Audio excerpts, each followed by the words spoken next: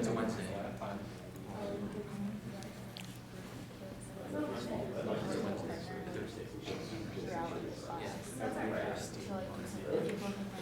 Yeah. Probably won't advertise it that way. I have two of those classes right now. Just because I want people to come. But like, we want to talk about it. I do. Has there a lot of people on it? How long has it been around? And I'm going to say that I I'm going to say that I is a really, That's pretty cool. yeah, It's only 11. We got home from It's only 11. Is that 11? That's on my phone. I think it's on the link.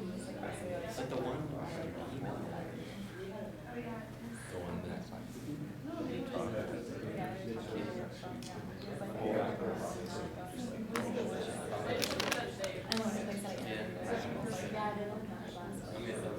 Should be. It's probably just these dogs. Something else. Okay, that's fine. I'll just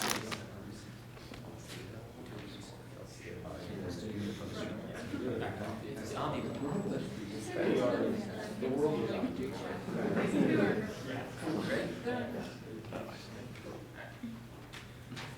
Hi everyone, we're going to get started. Thanks for coming. A few quick things first.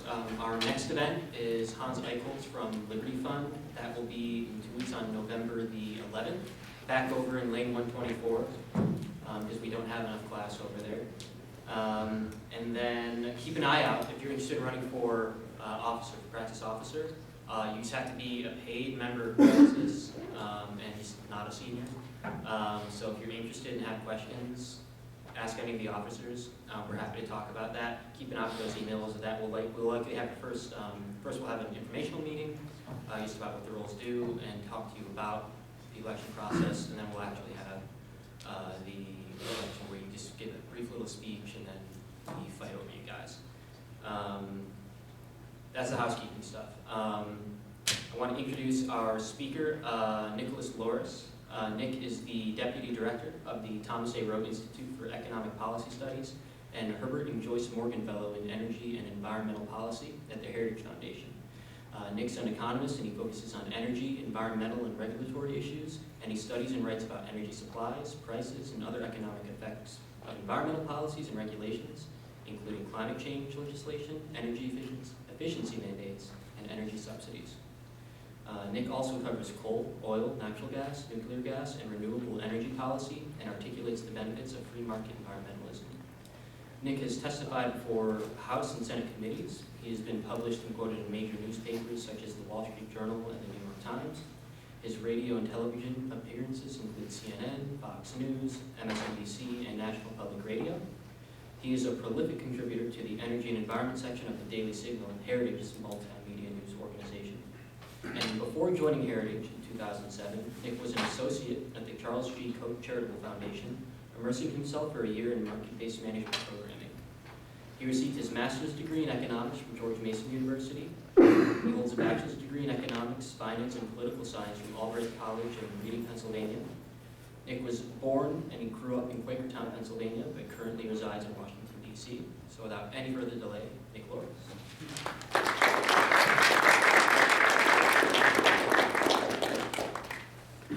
Thank you, Vince, and thanks to Praxis and Hillsdale for having me tonight. I'm really excited to be here. One, it's really refreshing to get out of DC and actually spend some time on some real roads rather than just being stuck in traffic to get half an hour to get about a mile. So it's actually nice to actually drive and get somewhere.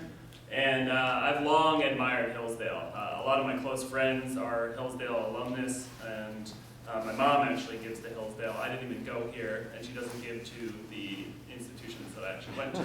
So you can tell what she thinks of this place and what she thinks of the places I went to. But that's okay. I'm really excited to be here. And again, the focus of my presentation tonight is really going to look at what does a free market energy and environmental policy look like. That's my focus in DC at the Heritage Foundation. I've been there for about 10 years now, focusing on a wide variety of energy and environmental issues. So if there's things that I don't cover tonight that you do want to talk about in the discussion, please let me know. We can cover what the future of nuclear energy policy looks like and the future of nuclear or renewables, whatever the case may be. I'd be much more interested in learning and understanding what you guys want to talk about rather than just having me talk to you for a period of time. And if there's any questions or comments as I'm going through, please feel free to interrupt me. But my focus really is to look at what are those principles of free market energy policy, what are those principles of free market environmentalism, and then applying those to what is probably the biggest environmental topic, the Green New Deal, and what does that look like from these principles, and why I would argue that it's largely the antithesis of all of those principles. When I was your age, I didn't care all that much about energy policy, I'm not going to lie. I cared marginally more maybe when I bought my first car and had to pay for my own gas. I cared a little bit more when I had to pay for my own electricity bills. But even after that, I didn't really have any interest in the policy. It was really only after I came to Heritage and started working on the policy that I really came to appreciate it for what energy policy and what affordable, reliable energy means to economies and human flourishing broadly. I mean, if you think about powering our schools and our hospitals, from getting from point A to point B, I mean, energy really is the lifeblood of the American and the global economy, and such a necessary input for everything we make and everything we do. So getting the policy is fundamentally critical in advancing human flourishing. This is a simple correlation of the United Nations Human Development Index and energy consumption per capita. And while correlation is not causation, you can see that as energy consumption increases, you do see an increase in people's Human Development Index. And in those countries that still don't have access to affordable, reliable power, where nearly 1 billion people don't have access to these resources,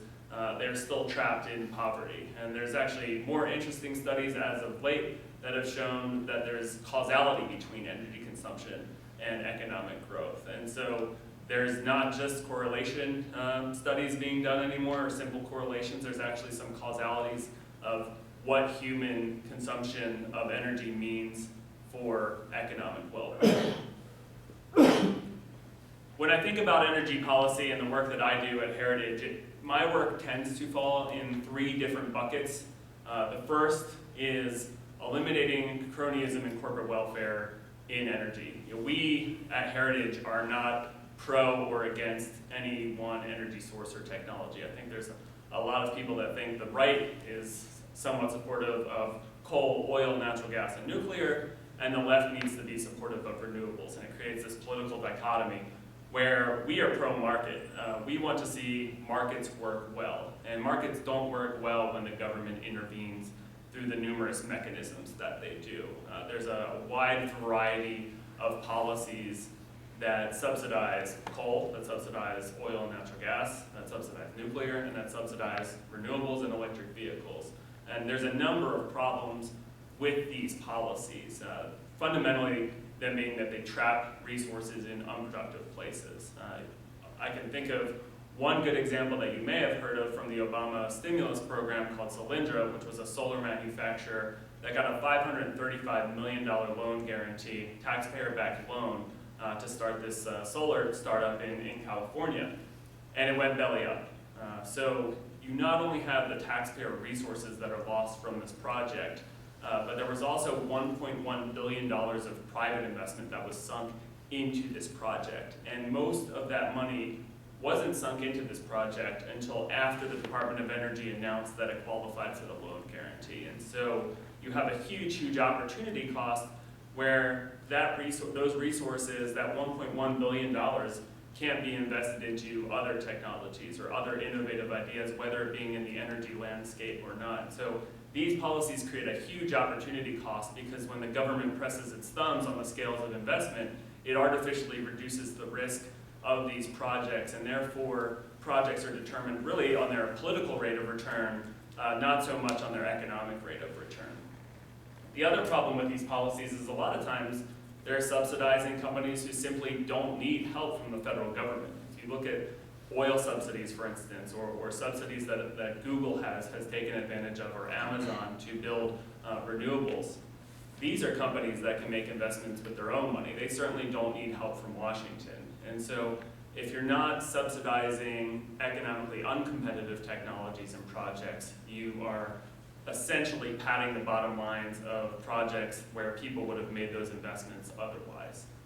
If you're not, you're creating a lot of dependency on the federal government. If they are focused on achieving the next tax credit and securing that next tax credit or government loan or government mandate, they become addicted to those policies because it reduces their incentive to innovate and lower their costs to compete in the marketplace without those subsidies. And that's why we fundamentally want price signals to drive energy investments. And they work quite well when the federal government is not intervening. If gas prices go up and crude oil prices go up, that incentivizes companies to extract and supply more oil. It incentivizes electric vehicle manufacturers to invest in battery technology or biofuel technology or natural gas vehicles. All of these things are maturations in the marketplace that are a direct result of price signals. And sometimes they're being oversupplied because of the subsidies. We want to ensure that the market is driving these investments, not government taxpayer programs. The second bucket that I focus on is opening up access to resources. For instance, we're the only country in the world that doesn't allow or places the majority of its territorial waters off limits to oil and gas production as well as offshore drilling. We have a lot of restrictions on what resources we can export. It wasn't until the Obama administration in 2015 lifted the ban to export crude oil. There's a national interest determination that the Department of Energy must make to export natural gas. And so all of these policies have the government controlling who exports what and who sends these products where. And that's problematic for a number of reasons. One, it stunts economic growth and the ability to grow the United States economy, but also to secure resources from developing nations and developed nations who want to have access to affordable, reliable power, but also who may want to get off Russian natural gas, for instance. You have a lot of countries in Europe who are completely dependent on Russian gas, and there have been a number of policy proposals in the past to try and wean themselves off this natural gas that haven't worked. Market forces can work by providing more choice and more access to these resources. And so these countries like Poland and Lithuania and Latvia and Croatia are all pining for the United States to ship their natural gas to these countries, so it forces Russia not to be able to manipulate markets, energy markets, for political purposes. There's been a number of bad policies that have been put in place in the notion of reducing our dependence of foreign resources or trying to achieve energy independence, and those haven't worked so well, largely because they impact consumers adversely in ways that drive up costs and in ways that drive away consumers' ability to choose the products that they want. For instance, in the 1970s, when we thought we were running out of oil, there were a lot of energy conservation programs put in place to reduce our dependence on oil. Everything from appliance efficiency standards to mandates on fuel economy, all of these regulations didn't do much to change how we consume energy in the United States, but they did change how manufacturers make these products. Our dishwashers take a lot longer now. Our laundry machines take a lot longer now. We have fuel economy mandates that incentivize the production of electric vehicles that a lot of people still don't want to buy in the United States. Most people still want to buy SUVs and pickup trucks, and so now a lot of dealers are stuck with a lot of cars that people don't want to buy. And it drives the upfront price of these products. So it incentivizes people to hold on to these products a lot longer. If you are driving up the price of a vehicle $3,000 to $5,000, that's going to change your habits and what you decide to do, and you're going to hold on to your older vehicle longer, which has unintended economic and environmental impacts. And so having the government regulate efficiency overrides those consumer choices and consumer preferences.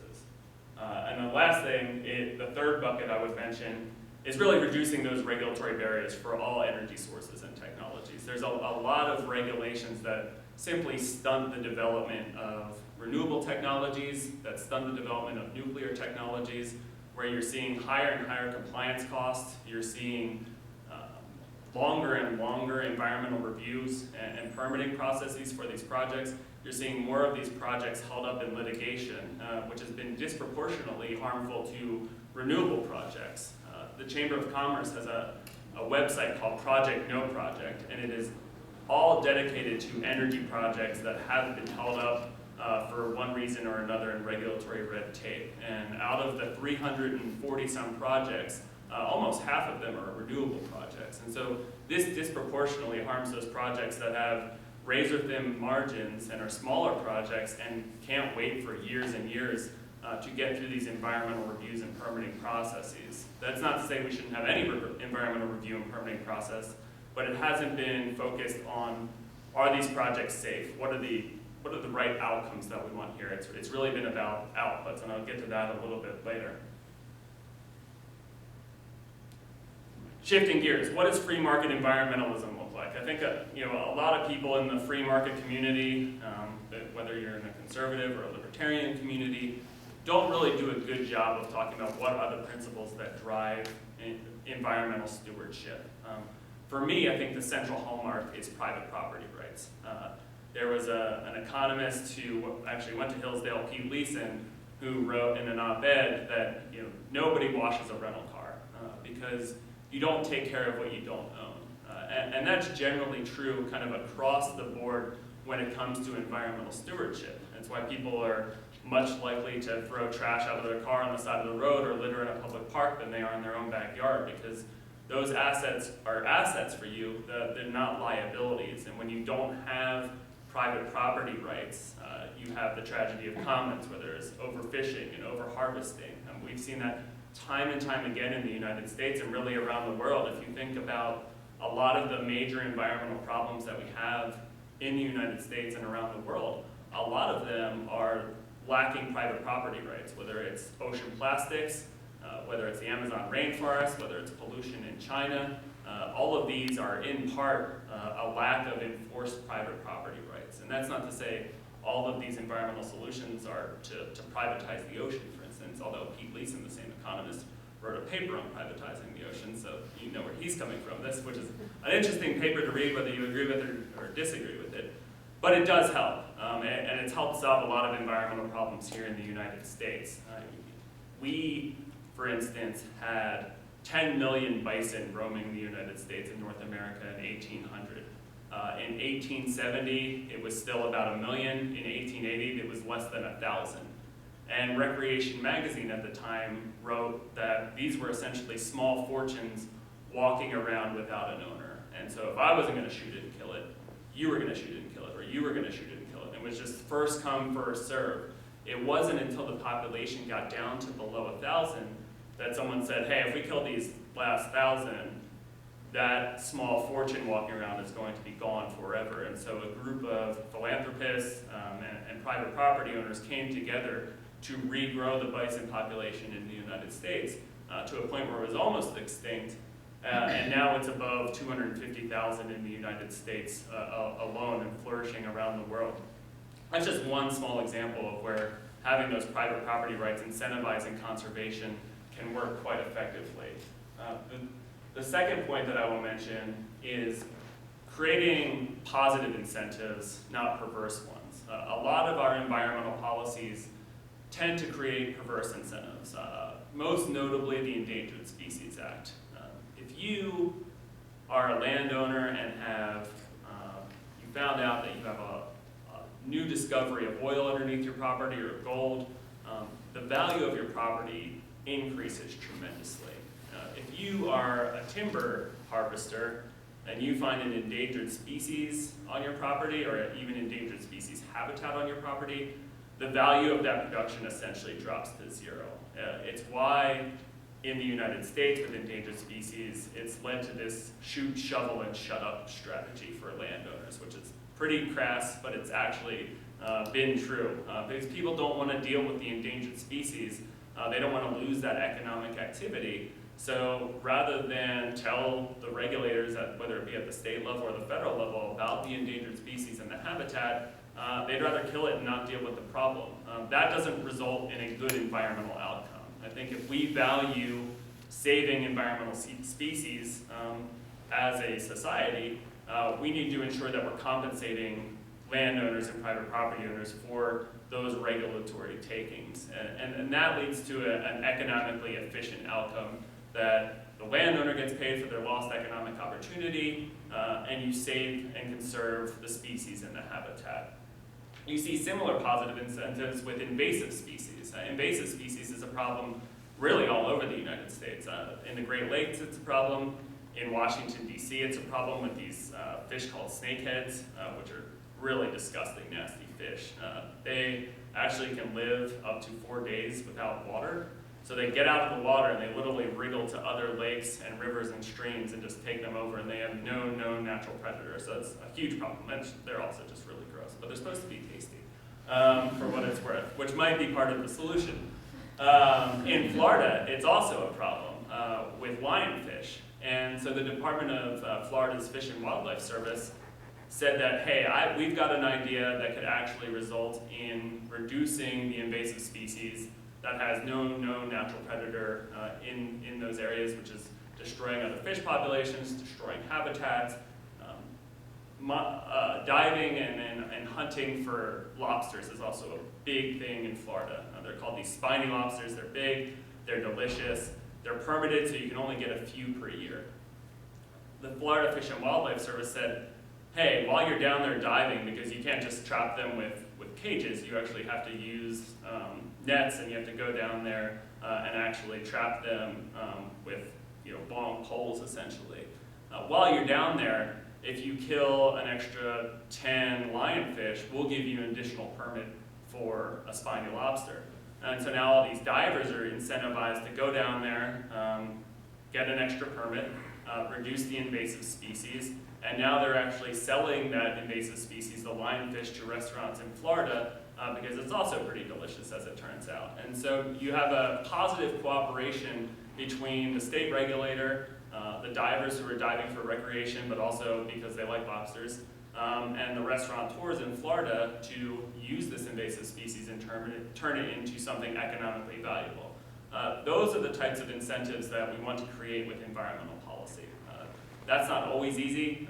There's times where air pollution and water quality don't make it that easy to solve environmental challenges, and there are times where regulation may be necessary to deal with all of the people who are hurt by air quality or criterion pollutants. But there are also opportunities to not just think that regulation will solve everything, that we can find ways to incentivize markets to work and create more competition rather than competition between private property owners and businesses and federal regulators and state regulators. Outcomes, not outputs. Again, I think that's a critical problem with our regulatory process broadly, not just environmental policy, is that a lot of our regulatory rulemakings are on autopilot.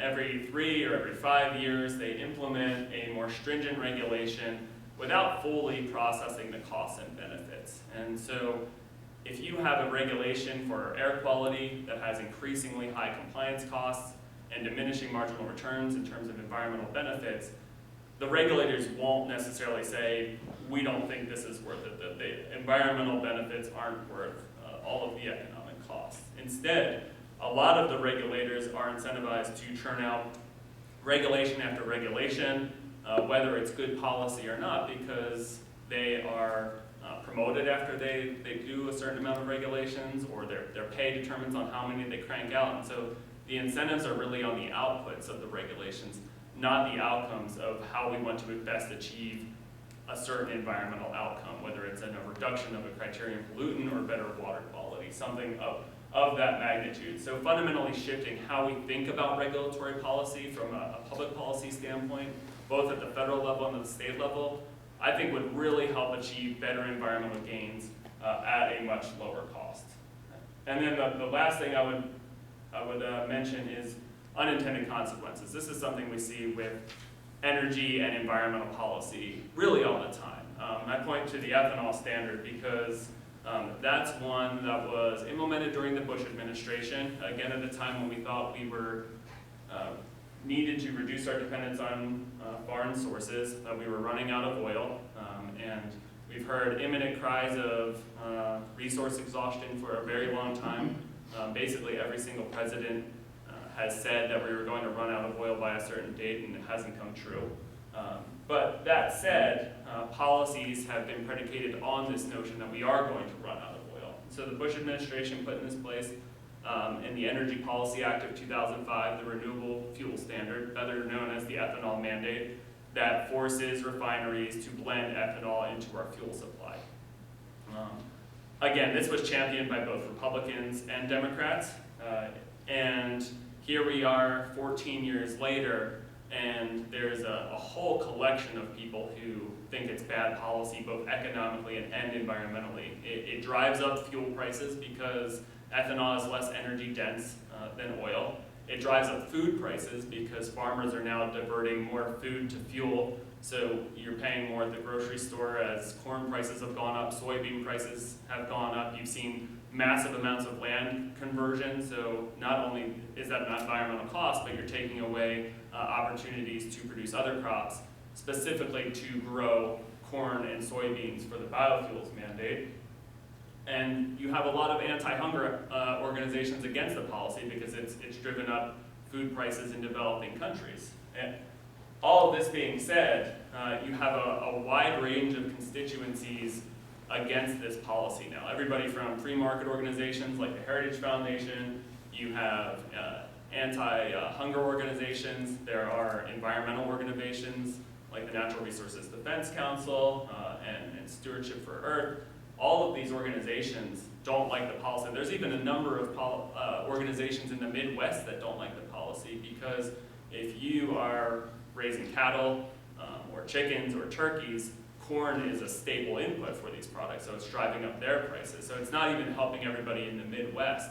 The problem is once you put these policies in place, there are entrenched special interests that stand to benefit from these policies, and no matter how disliked the policy is, you're going to have people who are fighting even harder to keep the policy in place, or if not, grow it. And so you're concentrating the benefits to the farmers in places like Iowa and dispersing the costs amongst the rest of us as taxpayers, as food and fuel consumers, and we end up paying a little bit more every time we fill up at the tank, but because those entrenched special interests are fighting so hard to keep these policies, they remain in place even if they are notoriously known as bad policies. Again, this is just something to show that markets incentivize us to do more with less. You know, if you think of energy or plastics as an input, this is a cost of business.